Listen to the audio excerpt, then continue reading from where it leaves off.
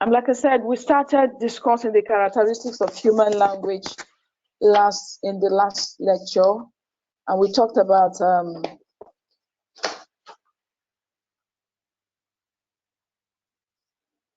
number one, we talked about displacement, we talked about arbitrariness, we talked about productivity of language, and I think we stopped at cultural transmission, where we were saying that that there's no innate or there's no inherited that will make a child to speak a particular language just because the parents are from that part of the world. We give examples with a Nigerian child, growing up maybe in US or UK or any other country. That child would definitely speak the language that he's exposed to. So what we're able to get from that was that language can only be exposed. It cannot be transferred. Now, duality of language is another characteristic of human language. We have duality, which this refers to double articulation. Now, in this, we said that we can combine. There are two separate layers of language working together to provide us with a pool of sounds which could be combined to communicate with one another. While in isolation, they can mean different things, but when they are stringed together, they create meaning. And I think that would be the last of the characteristics. And of course, we have other features of human language. We talk about reflexiveness, we talk about discreteness, we talk about language as being prescriptive. So I want you to read up all of that, and that will help you to understand more about the characteristics of human language. Now, due to our time, we're going to run. We'll be talking about phonetics and phonology. Phonetics and phonology. Now, in language, there are two primary linguistic disciplines concerned with speech and sounds. These sounds are used by humans to communicate, and they are phonetics and phonology. Phonetics and phonology. Both areas are mutually dependent. Both areas are mutually dependent. And what that basically means is that both areas interact, to produce results. Now, the phone, or the phonetics that is referred to, is a basic unit of phonetics, and it refers to the concrete sound substance such in the area of articulative phonetics and transcriptive phonetics.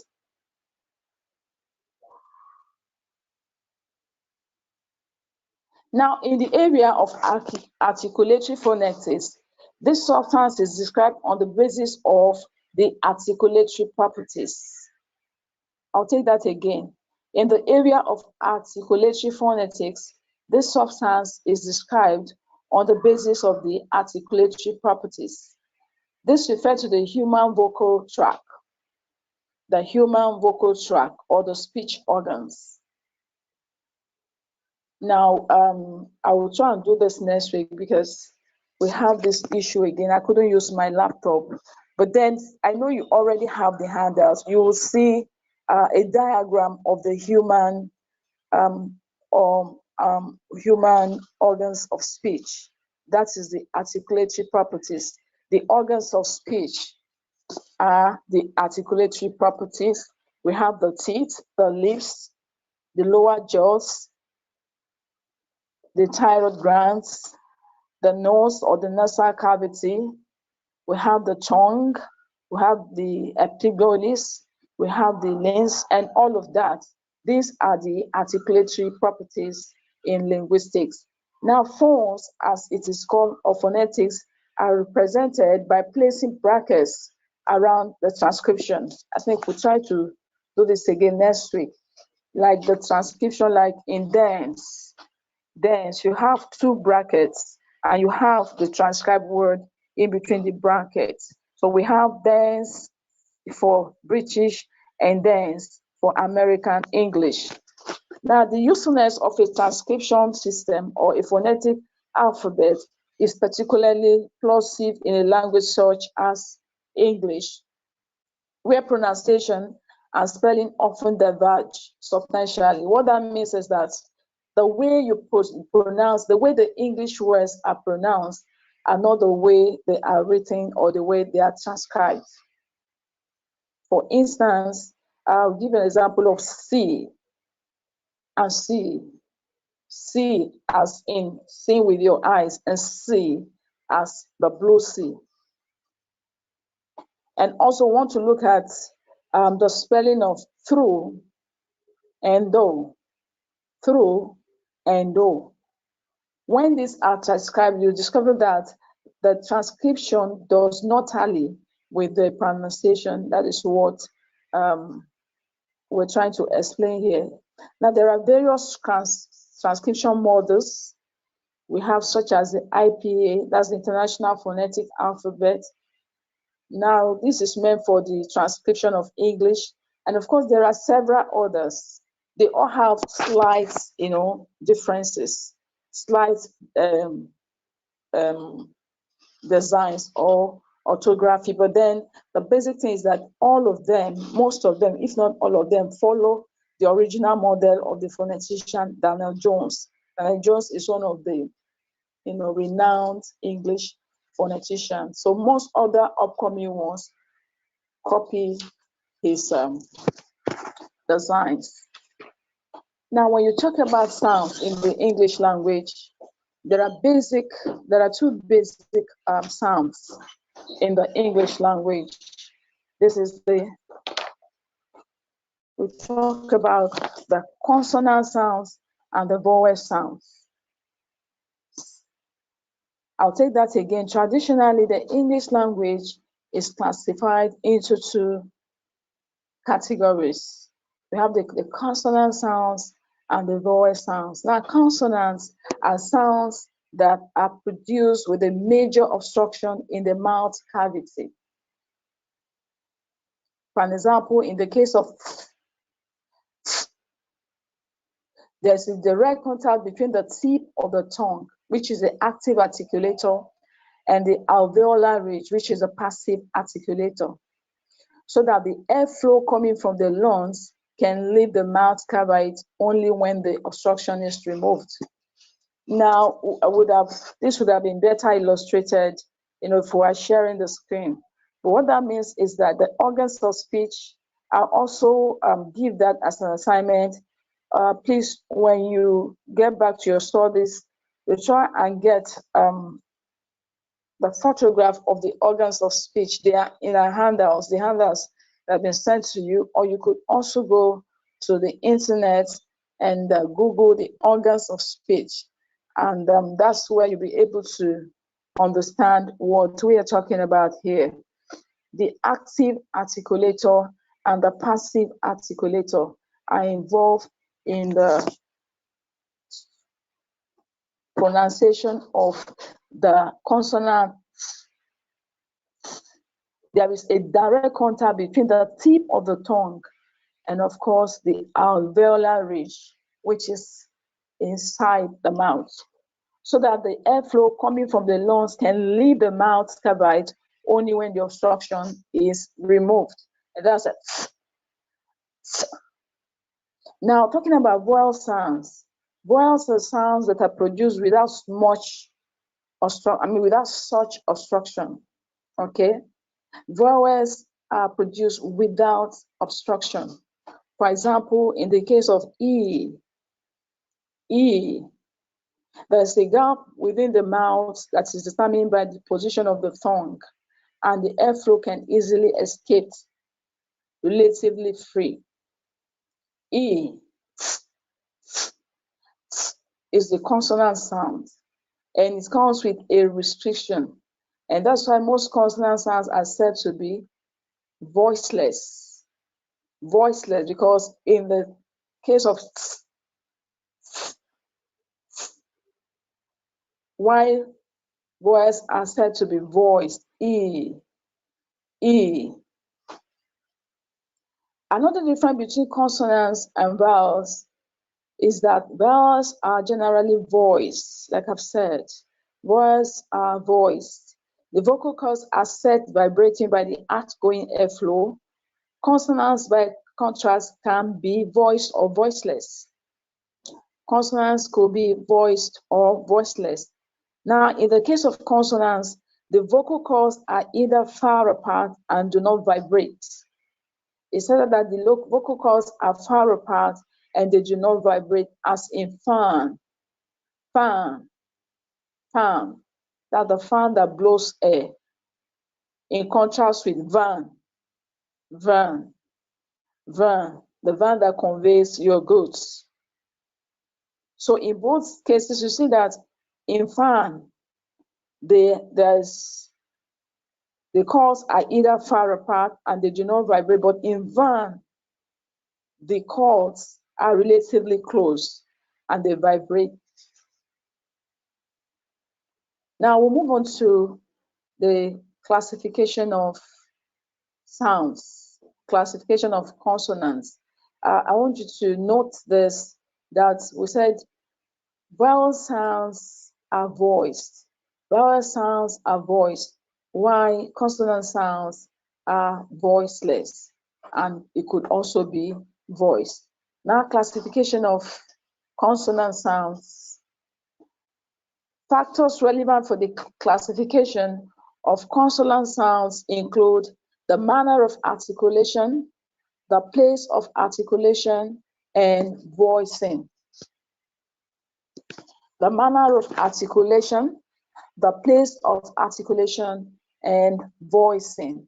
Now, with regard to the manner of articulation, English consonants can be classified into plosives, fricatives, affricates, nasals, liquids, and semivowels.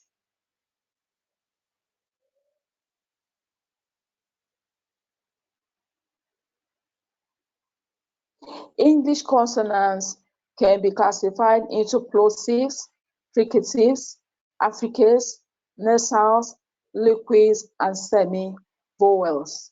Plosives are consonants that are made up by completely blocking the airflow. Now, the production of plosives involves three stages. The production of plosives involves three stages. One, a direct contact between the active and the passive articulator, forming a complete obstruction to the airflow. Two, the compression of air behind the obstruction. And three, the release of the compressed air in the form of an explosion. I'll take that again. Number one, a direct contact between the active and the passive articulator, forming a complete obstruction to the airflow. Two, the compression of air behind the obstruction. And three, the release of the compressed air in the form of an explosion. That's plosive. That's why it's called a plosive. There are 6 plosives in the English language. There are 6 plosives in the English language. We have the bilabia, the bilabia, pa. The bilabia plosive as in pa. Then we have the alveolar plosive as in ba, ba, ba. The bilabia, pa, and ba. The bilabia plosive, pa, and ba. Now the alveolar plosive, and you know, you see they are in pairs. Bilabia, we have pa, and ba, pa, and ba. Then the alveolar, we have the t, anch, anch. And we have the velar plosive. We have the k, and g, and G.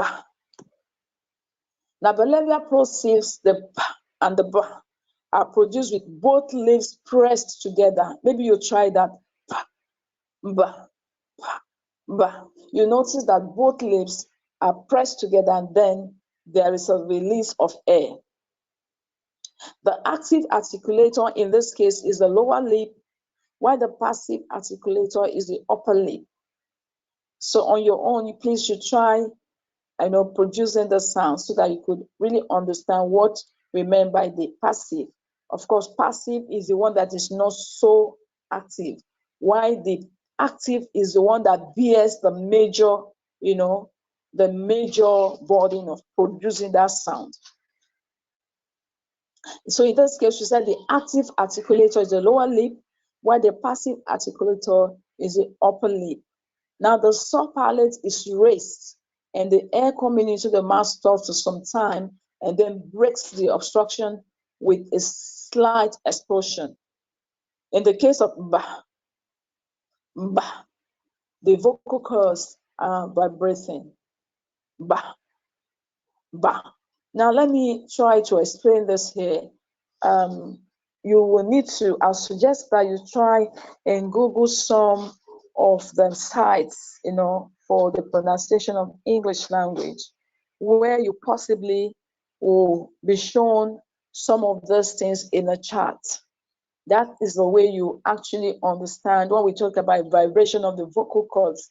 The vocal cords has to do with the organs of speech. Like I did say when we started, the quality of the job of pronouncing sounds or language is superimposed on the organs of speech. Naturally, the organs of speech are used for other, purposes. The tongue for eating, the lungs for breathing, the nose for breathing, and all of that. So the activity of pronouncing, of sounding, making sounds in languages is like a secondary job, or it's like a secondary activity that is superimposed on the organs of speech. And that is why you need to see these diagrams, you need to see them interact so that you understand when we say the vocal cords vibrate. They actually vibrate, if you're able to see the diagram. So I suggest you try and do a Google on this. Now the alveolar plosives. The alveolar plosives, that it's under the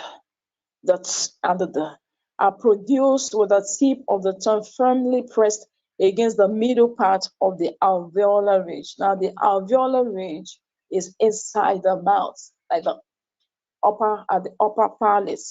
Now, the active articulator is the tip of the tongue, while the passive articulator is the alveolar ridge. The active articulator is the tip of the tongue, while the passive articulator is the alveolar ridge. Now, the tip of the tongue makes firm contact with the alveolar ridge. The air is trapped for a short time and then breaks the obstruction with a slight explosion. Now, in the case of the vocal cords are vibrating. See, there's a pressure on the vocal cords. Now we have the velar plosive. The velar plosives are articulated with the back of the tongue against the soft palates. The velar plosives are articulated with the back of the tongue against the soft palates. So we have the k and the g, k and the g, the k and the g. These are known as velar plosives. Now, the passive articulator is the soft palate. The back of the tongue makes firm contact with the soft palate. The air is trapped for a short time and then breaks the obstruction with a slight explosion. In the case of g, g, the vocal cords are vibrating. G, G. Now we have the fricatives. The fricatives are consonants that are produced by impeding but not completely blocking the airflow. Now there's an impediment, that is, there is an obstruction. Okay, there is an obstruction that would not allow the air to flow, but that obstruction is partial, is not complete. Now there's a narrow gap between the active and the passive articulator, along which the airflow can leave the oral cavities. There are 9 fricatives in the English sounds. There are 9 fricatives. We have the labiodental and and these are known as the labiodental. Then we have the interdental, the and the. We have the alveolar and as. We have the palates alveolar.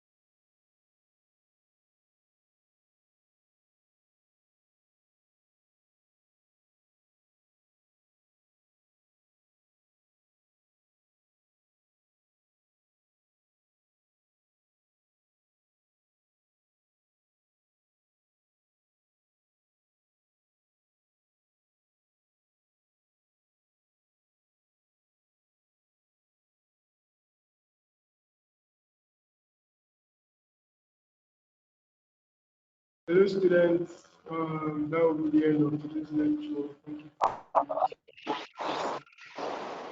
Hello.